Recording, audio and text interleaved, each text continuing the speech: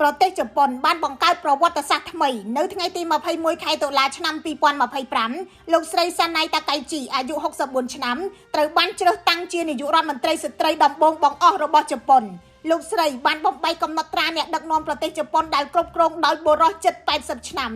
លោកស្រីតាកៃជីជាសមាជិកសភាអភិរក្សនិយមជើងចាស់ហើយក៏ជាអតីតរដ្ឋមន្ត្រីក្រសួងសន្តិសុខសេដ្ឋកិច្ចដែលបានបម្រើការនៅក្នុងសភារបស់ជប៉ុនអស់រយៈពេលជាង3ទសវត្សរ៍មកហើយជាអិសរាជជនដ៏មានឥទ្ធិពលបំផុតនៅក្នុងគណៈបកប្រជាធិបតេយ្យសេរីដែលកំពុងកាន់អំណាចនិងជាអ្នកជំនិតរបស់អតីតនាយករដ្ឋមន្ត្រីជប៉ុនលោកស៊ីនសូអាបេ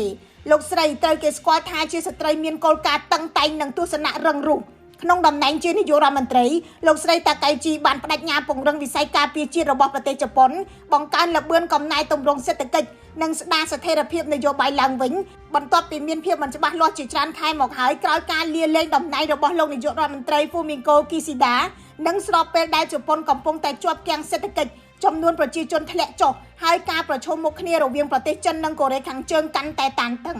អ្នកគ្រប់គ្រងមើលឃើញថាលោកស្រីគឺជាអ្នកដឹកនាំដែលមានសមត្ថភាពកសាងទំនុកចិត្តរបស់ពលរដ្ឋជប៉ុនឡើងវិញប៉ុន្តែក្រុមអ្នករិះគន់យល់ឃើញថាជំហរជាតិនិយមរបស់លោកស្រីអាចធ្វើឲ្យការបែកបាក់សាមគ្គីជាតិកាន់តែស៊ីជម្រៅ